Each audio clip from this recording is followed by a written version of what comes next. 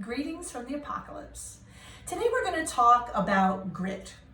A lot of people, when they buy files or they buy sandpaper, they want them rough, right? They're like, I want to get this done, I want to get it done fast, but that's actually not how it works. So today we're going to talk about how using too rough of a file or too rough a sandpaper is actually going to slow you down quite a bit in your cleanup.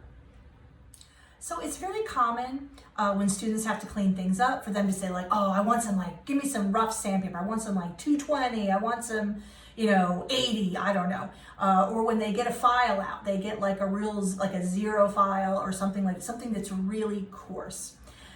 And they think it's gonna make things go faster. Well, sadly, no. Every scratch that you put into your piece, you're gonna have to blend together and essentially remove. I mean, think about what a scratch is. It's a deeper area, right? And the way that you make it disappear is getting all the area around it to look the same. And shine is really just getting those scratches to a smaller and smaller and smaller size. So it's really about reducing their size so then they become invisible to the naked eye. That's what a shine is really that the scratches become finer and finer and finer, and the less you're able to discern them separately, the shinier the piece looks. I mean, that's really what we're doing when we're shining things up, okay? So if you're using a very rough file or very rough sandpaper, you're making everything to this place of deep scratches, right? And then to get them to sort of visually disappear, you're going to have to go to a finer grit and a finer grit and a finer grit. Because when you sand your file, it's really a progression. You go for something rougher to something finer to something finer. If you want even just sort of a matte finish or whatever, or you want a high shine, it's a progression, because you can't go from making a deep scratch in something to making something ultra shiny. It just doesn't work that way. You have to go progressively finer and finer and finer so that they start to disappear to the eye.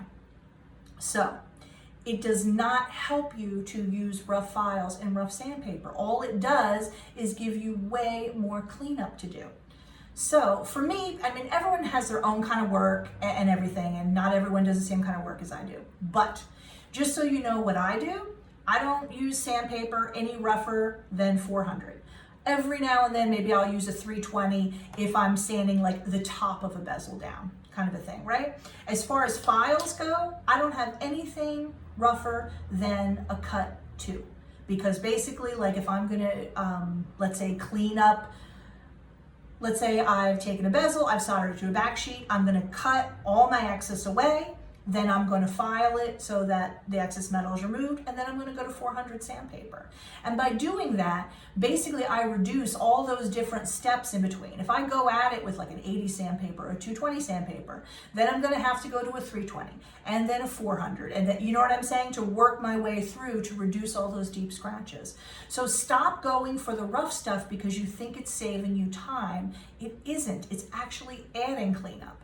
Or you just leave those deep scratches. And, it's fine to have an organic finish, Organic can mean a lot of things. It can mean beautiful and amazing, and it can also just mean I was too fucking lazy to clean this piece up, and this is what it looks like. I'm not a big fan of that. I'm a big control freak. I want everything to be the way I decide it is.